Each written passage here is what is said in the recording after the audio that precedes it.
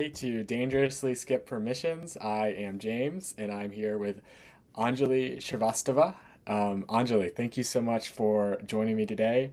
Anjali is an independent researcher who has thought more about LLM and token pricing than anyone I know, and I think she's got a really unique perspective um, on what is going on with LLMs and where future pricing is going. Welcome to the show, Anjali.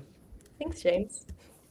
Okay, so I am going to have you explain your research here in a second. But first of all, what I just want to set the scene a little bit because prior to encountering your research, if someone said to me, LLM pricing is broken, I would have thought of two things. And I don't think that you're saying these two things, but I think probably most of the people that are watching this will be familiar with these arguments. So, argument number one is what I'm going to call the all you can eat problem, which is that when you sell a LLM for $20 a month or $200 a month, that's fine for some percentage of your users, but your heaviest users are going to go way, way over that.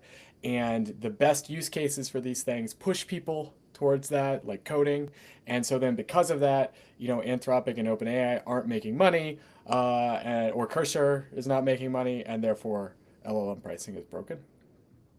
And then the second one that I've heard is somewhat different, and that's kind of a capital amortization problem, which is that okay, you are a lab, you raise all this money to do this massive training run and create, GPT-4, GPT 4.5, and before you know it, before you have, made enough money off of it, it's gone stale, and there's a new model.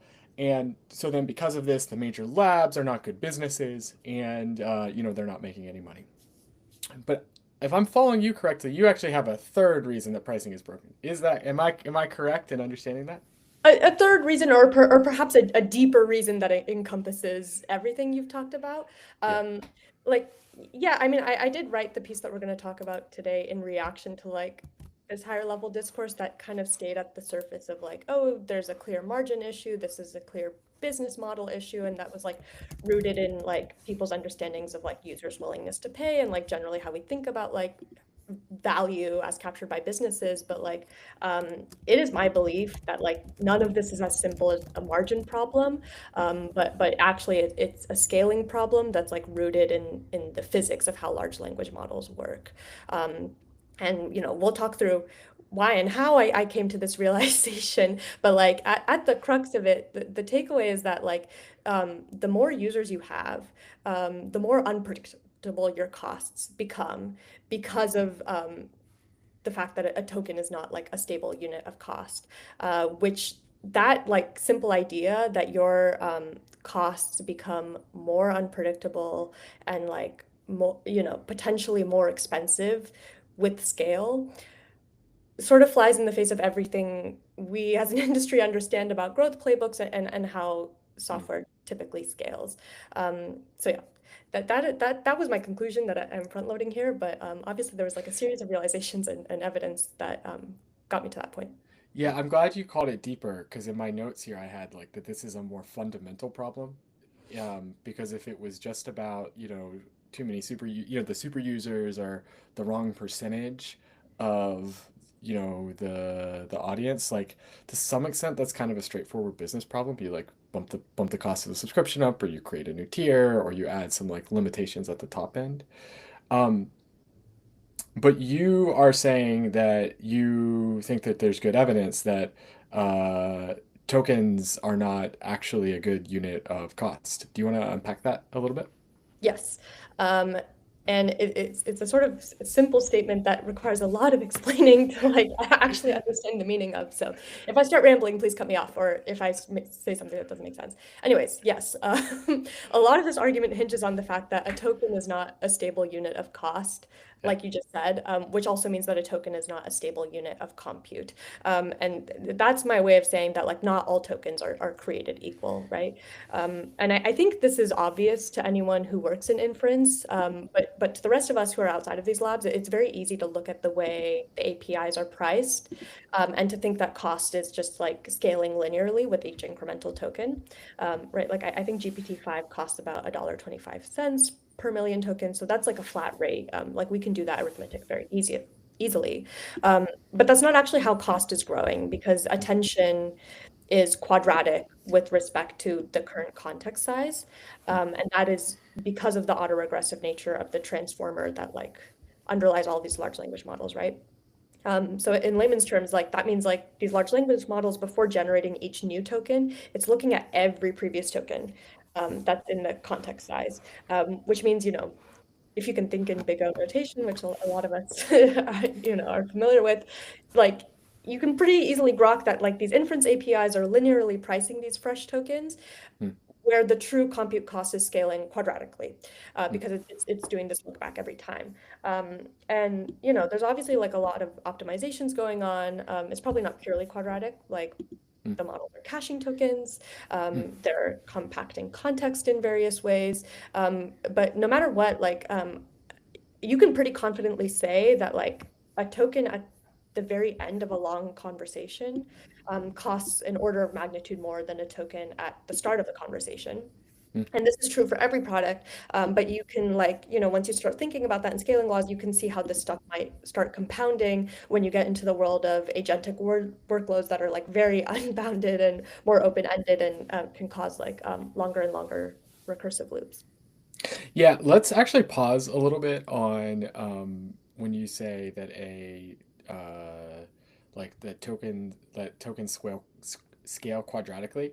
Yeah. Um, I understand all of the English words in that sentence, but like let's spend a little bit more time on like why that is. Is that purely the architecture that the labs have chosen where you add like you add a new message to the chat and they send all of the old message to me that doesn't feel like that would scale quite quadratically, like go one level deeper there, because I think this is one of the places where when I was going through this and having my like aha moment, it actually took me a couple times to like grasp why that was. Yeah. So this, yeah, and like this is actually like a good point. Like we don't know the optimizations that the labs are doing to like get around the quadratic cost, which is why I say like the true compute cost is probably not quadratic.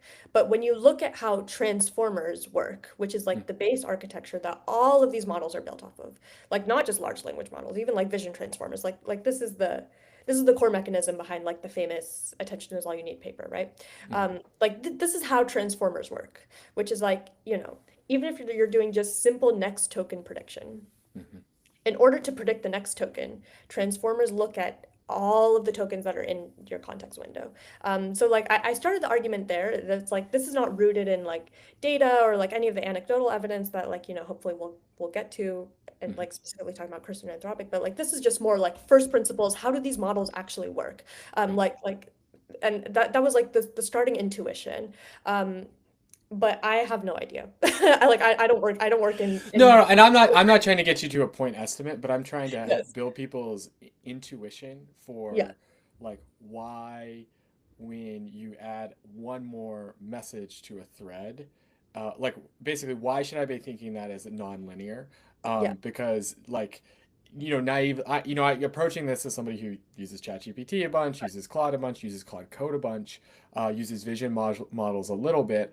I don't know that I would have thought about it as the more tokens I put in, like um, it being nonlinear in terms of compute. And I think that's part of it because, 3 years ago when I first got introduced to this, I looked at, the price per token and I was like, oh, it's linear, right? It's like, that has, whether or not I wanted to, that's become lodged in my like intuition for how this works. Yeah. No, Can you, similarly. Yeah. Yeah. yeah, yeah. Like, and I will just say, like, I think like the way the interfaces are designed also like prime us to think certain things. Like for me, like actually it even took me a while to like sort of realize your input tokens are stacking and like that is Mm, contributing to cost. Like until you start like actually consuming inference via an I don't even know if you're really thinking about your input token usage and like the context that you're adding as a part of the cost input. And mm, then like now with the emergence of reasoning models, all of those tokens that are happening in the reasoning loops, those are billed as output tokens. But again, like those reasoning tokens are hidden from most of the interfaces. So that's like another like a hurdle that I found that people have to get past. Like input tokens contribute to cost structure. Reasoning tokens also contribute to cost structure, even though that they're hidden. Output tokens obviously contribute to cost structure. And then once you hit all of those realizations, then it's the final one that it's like, and none of these tokens are fixed units. They are all variable. And in fact, their compute cost is scaling quadratically with length. yeah. So just to stack this up, so Yeah. like two tokens is not 2x as expensive as one token. It is, oh man, I'm failing calculus live on the fly. Is that 8x? What is quadratic? Right. I will. It would be. Well, it depends on what it depends on what the core unit is, right? Yeah. So it's and this is what I mean is like, even that first token, like, Hmm. it's all semantic based. So it's like you Hmm. can't actually like define any of this stuff as like a fixed unit. Like the scaling law is defined by, your first few set of messages, the type of task that you're doing, and like I'm getting a little bit into like the variance issue and like why this compounds scale, but this is hard. Why it's actually like this is why it's so difficult to talk about this stuff Hmm. in quantifiable terms, because there are so many unknown variables. Sure.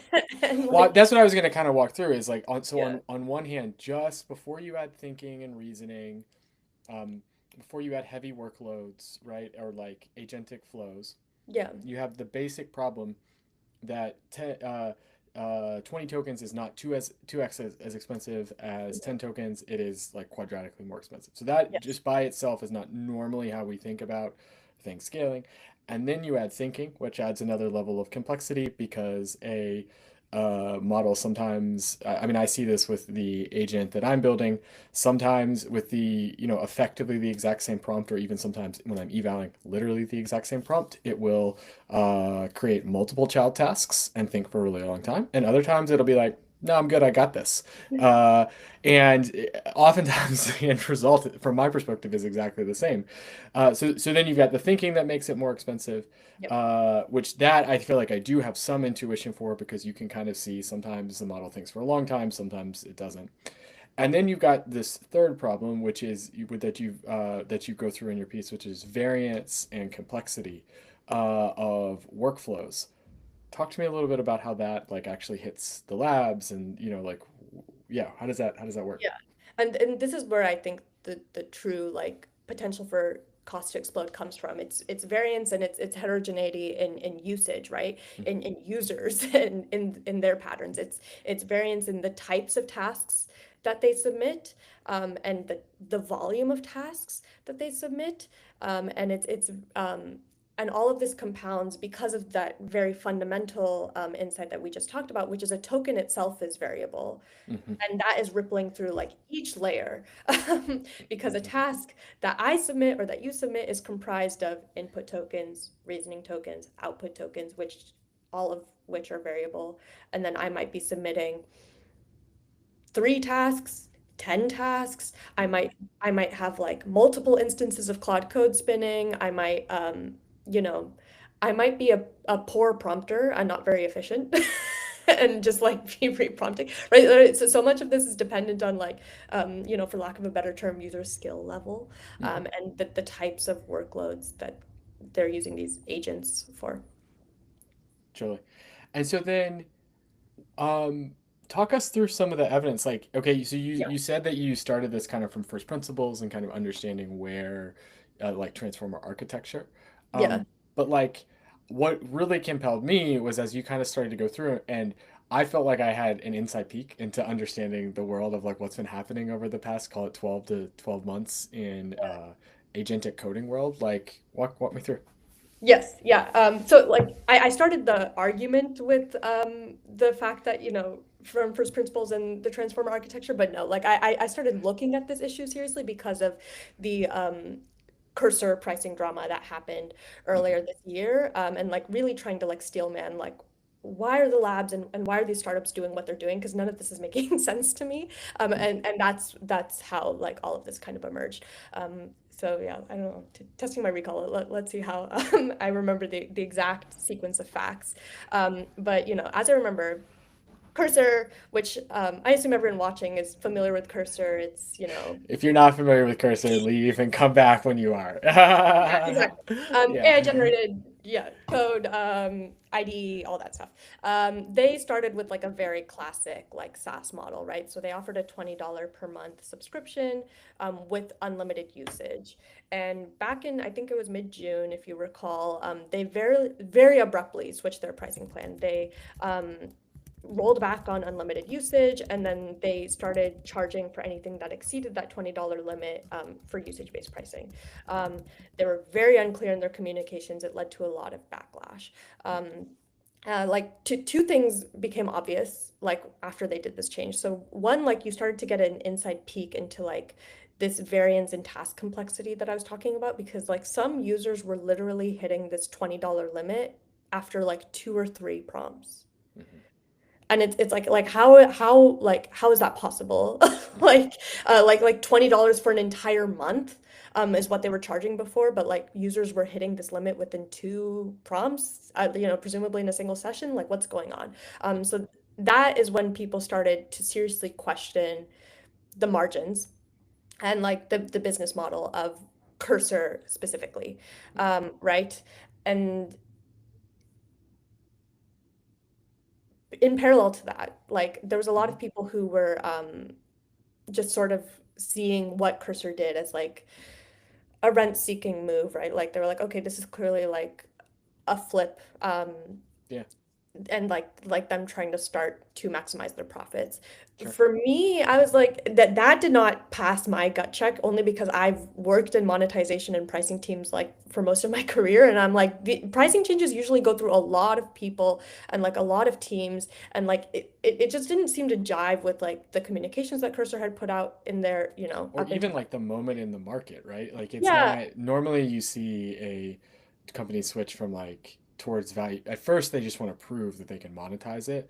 yeah. And normally they switch towards value capture at the point where it feels like they've won. And like, look, Cursor had a great product, but I don't think anyone, I mean, I know personally, I haven't stuck with an AI coding tool for more than 3 months straight since Yeah.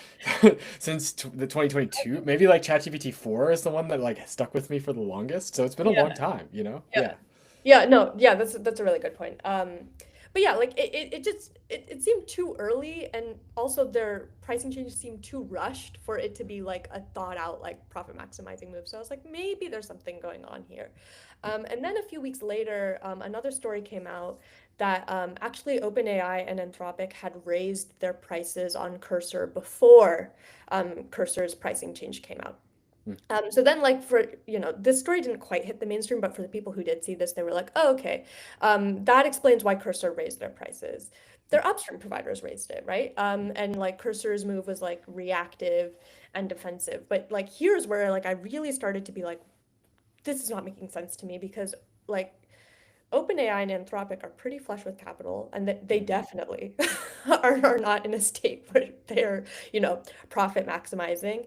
And Hmm. then the other thing that was very weird to me is that, so like, only a couple of publications have reported on this story that OpenAI and Anthropic raised prices on Cursor, but all of the indications are that they only raised prices on Cursor. Hmm. Like it wasn't any other like That's a company. great point. That's like a real dog that didn't. I hadn't thought about it until you said that, and maybe that's in your piece and I just missed it. But like, yeah, It's that's not great. actually, but like it is the reason why I started paying attention. I'm like, what is special about Cursor, or what is special about this moment in time? And that's why I started like really like honestly overthinking it to the degree that you've seen. So yeah. So that's when my curiosity got especially piqued. And then a couple weeks later, after that story came out, Anthropic started to come out with their usage limits on Cloud Code, right? Hmm. So I should mention that, like, while all this was going, like Cloud Code was released in May, and like obviously was super popular, and experienced like real genuine product market fit. And they like pretty soon after this launch, imposed session-based limits, and then on top of that, usage-based limits that were like at a weekly rate. And like that's when I was like, okay, this move and also the pricing move that they made for Cursor, like both seem motivated by the same intent, which is to tamper demand. Right? Like it's like, okay, these products took off too fast, and like they like I don't think either of the, like especially the usage limits, that's not a rent seeking move. This is like a we need to pump the brakes a little bit. And that's when I started thinking, okay, this is deeper than a margin issue because why, given the state of the market, like we just talked about, like why, if you just recently found PMF, would you like be seriously trying to like stop the brakes in this way? Yeah. Yeah. And then I think you also like one of the things that I really love, and people should read the full piece, but one of the things that I love is the way that you've been able to like pull in threads. So like you've got like the SF Compute company that actually does, if I'm please correct me because I vaguely understand SF Compute, but I believe they actually sell inference. And so you're Yes. like, no, look, you can see here that the pricing is different. And so and they're closer to the inputs of what the models are buying, and then therefore you know, this is the right way to understand the world. Yeah. Yeah, and there's so many of these. So SF Compute, and then Semi-Analysis has just put out a dashboard that I think is called Inference Max, where you can actually be like you Mm, can benchmark all of these like GPUs by their throughput, which is like the tokens per second that are generated, and also their I forget the other metrics that are exposed on that dashboard, but like really the takeaway from like both SF Compute and semi-analysis is that like your true compute cost is pretty sensitive to your temporal patterns of demand, mhm, i.e. like how many users are actually using your product, like are they all active at the same rate, like and like that is not clear in any of the pricing models, and I also don't know if that was clear to any of the providers or the startups in this space until like that perfect storm of like Cursor and Claude Code kind of happened and generated these cost tails that they had to react to. Yeah, I mean, obviously we can't know this for sure, but what it seems like reading your piece is that somebody was like, "Ah, we got to cost this somehow," and they were like, "Well, let's like let's just charge per token," and and it was probably viewed as a like good enough heuristic at the time.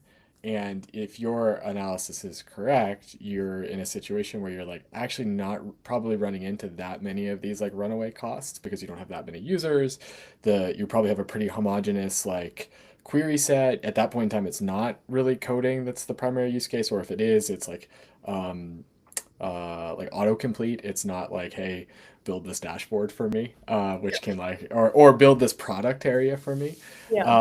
And then all of a sudden you find yourself in a spot where actually that assumption like is is actually biting you. Mhm. Um, and it seems like one of the things I really appreciated in your piece is that what you're sort of saying is that like the typical like the curve that one would expect is not the curve that the major labs are currently experiencing, and there's increased fat tail uncertainty, and because there's increased fat tail uncertainty, it actually is like it's a much more difficult problem to solve.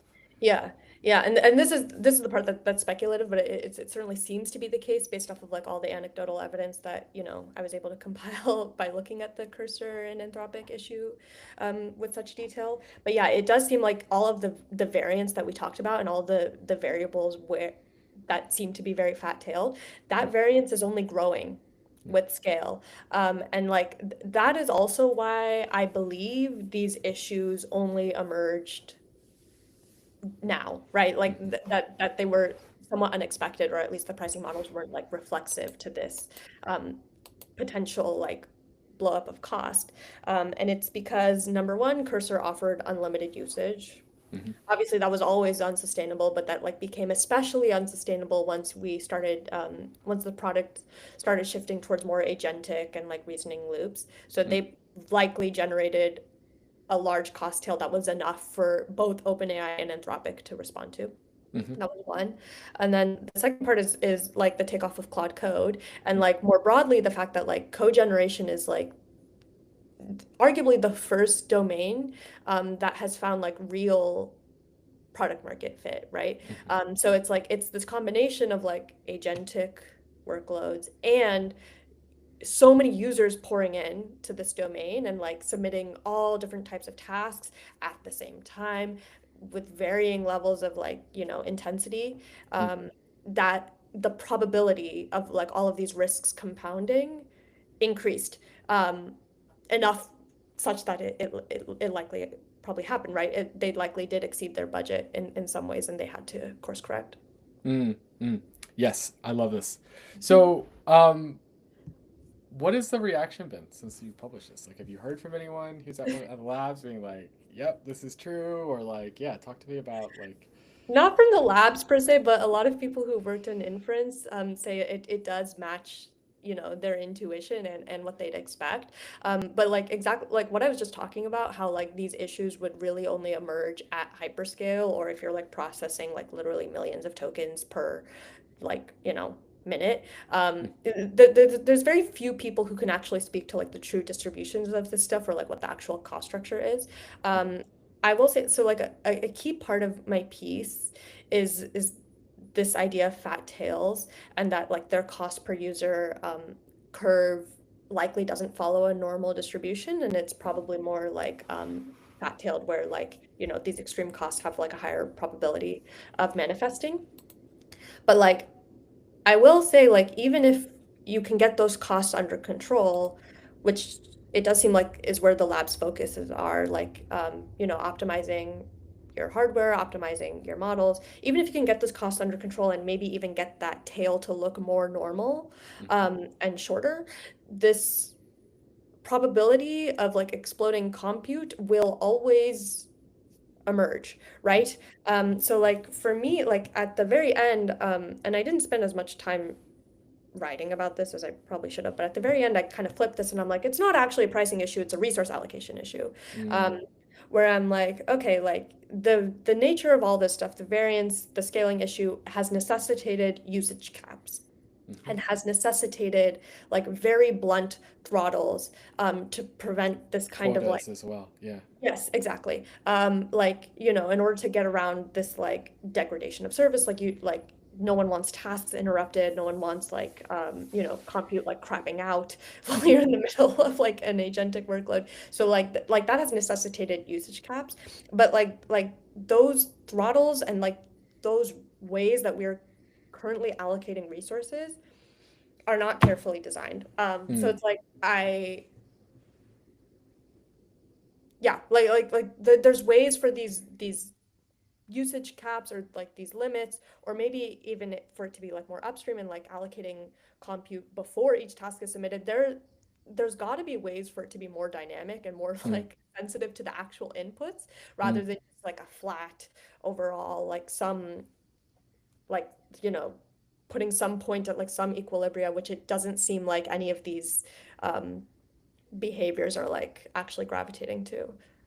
Yeah, yeah, yeah. Well, Yeah. let's talk some more about like implications and possible future worlds. And I want to be clear here that we're gonna like go off of what I think was a very like grounded like you did some very grounded and detailed research, and I think but I also think this is it would be interesting to kind of like speculate a little bit and move off into okay, um, let's assume that this is true. Like, what does this point to towards the way forward?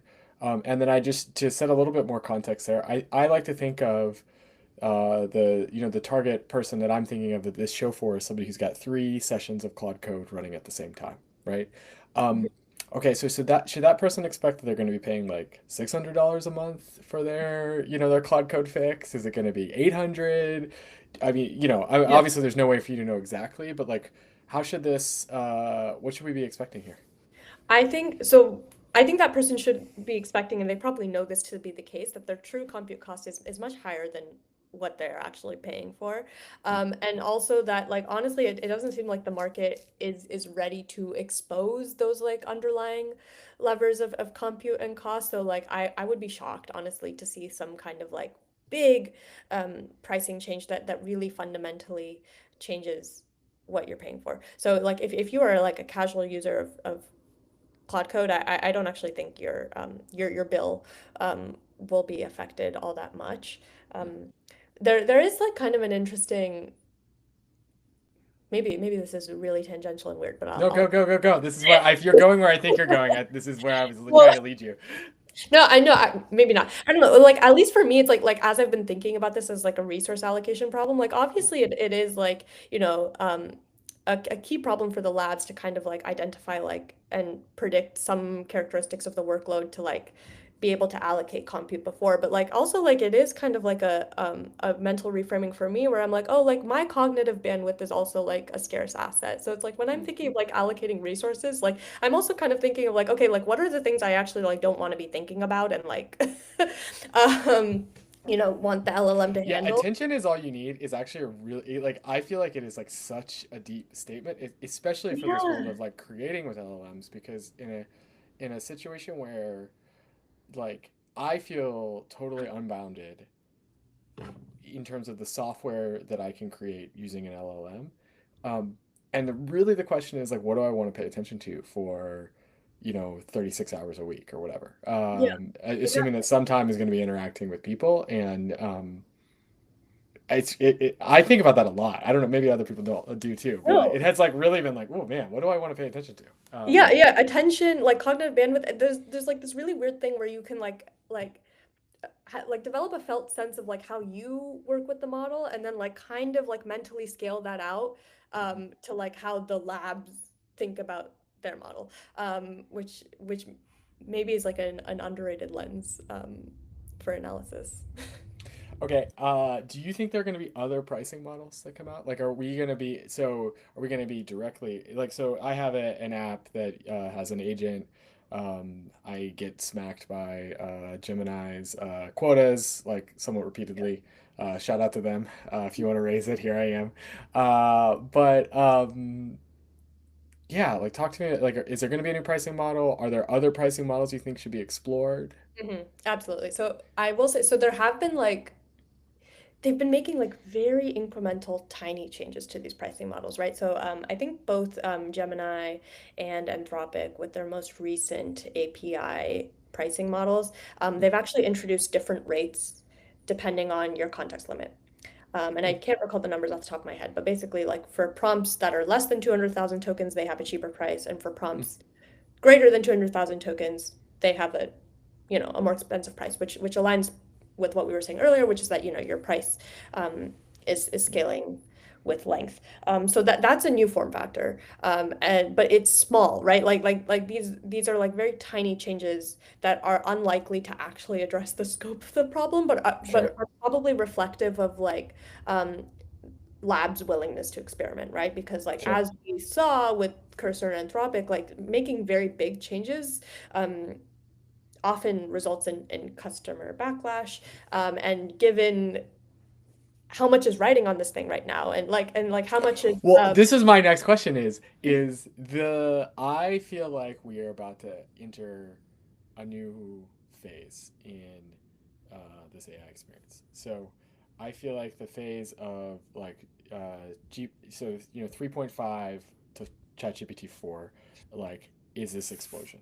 And to Mhm. some extent, I feel like we've been riding that kind of same enthusiasm, and this is all new, Yeah. and it's kind of like sure, certainly there are detractors, but there's been like a heedless optimism. And now it's like it's become really cool to say that there is a bubble. Like Yes. I'm just a guy. I don't know whether there's a bubble or not, right? Like I have no I mean you could argue that I talk about this enough that I have a position, but like look, I don't have a professional stake in whether or not there's a Mhm. bubble, but it has certainly become it's now a popular position to hold. Um and Yeah. that's a very interesting space to think about like price changes in, right? Because to some extent, a major like if Anthropic came out and really changed their pricing in a big way, that could have like real that could change how investors perceive the viability of this and could cause a like pretty major pullback, right? Like there's I mean I don't know that's it at least sounds plausible, right? No, like that's the exact thing, right? It's like there are things that could happen today that like addresses like a significant chunk of this problem, right? So like you could like think about like surge pricing, for example, which we're all very used to in like Uber and Lyft. Like that is like a proven mechanism that like can accurately price in like the temporal pattern of demand. But right now, the sentiment is a little more skeptical or a little more tepid on LLM's ability to capture value than it was when they made their price changes earlier in this year. So like I think like the fact that they aren't doing um, the obvious things or like the obvious mitigations um, probably speaks to the fact that that they're very conscious of the sentiment shift, and that people are paying more attention here. It is kind of crazy that we've got this technology that is so can be so useful and that people enjoy using so much, and that it's not clear that any company in the world has a durable way to capture value from it long term. And I sometimes I feel like I just want to be like everyone is very negative about like we're so scarred by the 2008 through 2018 that I part of me is like we have actually a really good thing that's happening here. Like it is actually like a great story. It's like, oh wow, we've got this wonderful new technology that everyone can access and that no one has the ability to effectively throttle, and people are afraid to like be excited about that. And it's I think part of it you are not saying this, I'm saying this. I do think actually think part of this is a fault of the doomers because this entire conversation is happening in the backdrop of this is going to be the last technology. And it just makes everyone do crazy things because it adds a little bit of like that level of crazy was not there when people were shipping B2B SaaS products in 2016. It wasn't there. I was there. No one felt that way. Yeah, Anyway. yeah. No, I agree. And in some ways, I regret framing this as a paradigmatic problem because it does Mm, sort of feed into this narrative that like, oh, like this is like systemic and it's unsustainable and like no one's ever going to figure this out. Like the smartest people in the world are like looking at these issues and taking them seriously. Like I feel pretty strongly that like we will figure out a way to capture value because they are like so immensely like demonstrably valuable like to both of us, right? Like as soon as you like even just try experimenting with it yourself and building your own scaffolding, you're like, wow, like of course this is going to transform the economy. mhm, Yeah, and then like that's just part of why I think um it's very weird that we both haven't seen the impacts, mhm, in terms of like how people work or, in terms of like economic output. And also that like the very issue that we're talking about today seems mhm. very under discussed, like especially like the second and third order effects that we were talking about, right? Like I'm still like so perplexed that everyone's stuck at this like margin and business model issue where I'm like, this has implications for architecture and like Yeah, yeah. the way we actually use this technology. Awesome. Okay. What's next for you? What are you like? What are you gonna just decide to go really deep on and explain? Yeah. Yeah, I have no idea. I mean, I Yeah. think like yeah, I mean all of this kind of emerged because I had too much time and it was paying a lot of attention to this stuff. So I'm kind of like giving myself space right now to do exactly that, to just like notice things, to Mm, observe things and like honestly, like I'm stress testing this hypothesis like every day. I'm like it certainly seems like more evidence is like compiling that like supports it, but like I'm not actually like super held to like the distribution of fat tails. Like I'm very convicted on the fact that like a token is variable just because of like the first principles nature of it all, but like sure. uh, everything that followed that, like I'm open to I opinions. mean, look, I think like any good researcher, right? Like there are big things that I think you've probably gotten right, and probably the next, year or two, there will be smaller things that you were like, oh, I didn't quite get that right, or it's like not exactly quadratic, Yeah, but like in the scheme of things, I actually don't think that stuff yeah, matters all that but much. yeah, to actually answer your question, like where my attention is now, or like what I'm hoping to explain next, I think Mm, there's like broad areas, right? So like I am like very carefully watching all of the pricing models mhm, for the labs because like I do think like any change, even as minute as the ones that we talked about are pretty telling of what's going on inside. And I think that's like I think not enough attention is given to those decisions and the statements around it. So mhm, that's one. The other is like, this emerging form factor of like agentic harnesses, which like clearly have product market fit in code generation and mhm, like spawned everything that we're talking about. Like it like as and when that expands to other domains, mhm, particularly knowledge work, where like, mhm, the bulk of the opportunity is like um what happens? Yeah. You know, because like who knows, right? Like all this stuff is unpredictable. Like who knows? Like once this actually experiences take off to the degree that it possibly could. Mm. Um, and then like the final area That's is a like good point. I'm surprised nobody has shipped a harness for other jobs yet. yeah, exactly. And it's like Mm. I kind of have one for Google Docs that like, you know, I like stitch together with MCP myself and I'm like, okay, this is very clearly a product. Like I'm using this like daily.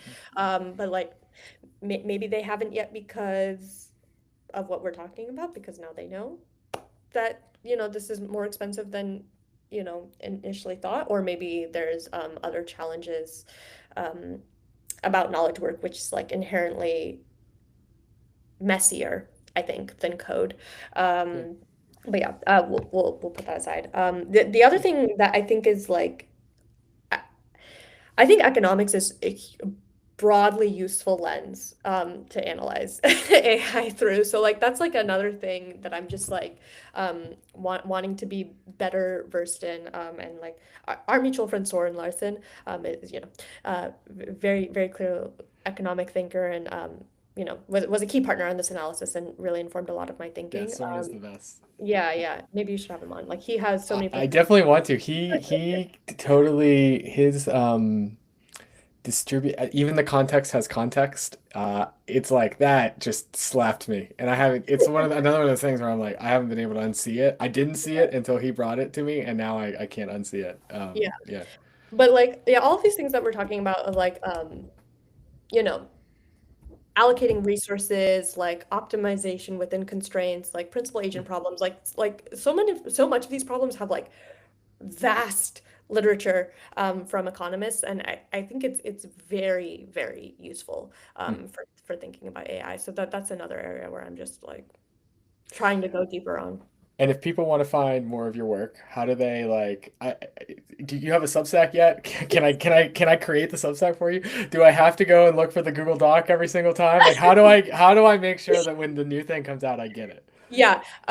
So if and when I write more, I'll probably post it on my Twitter. Anjali Nice. underscore Shriva is my handle. Also, I have a website now, anjalishriva.com, and I have put the piece that we're talking about, a broken pricing paradigm, on that website. And if and when future pieces come out, I will put them on the website. But yeah, no, I love the Google Doc nature of it all. I think like the comments are like so collaborative and like it did and like I have all my drafts in there so you can kind of like see if you know we're curious for whatever reason, you can see like how my thinking evolved on that specific piece.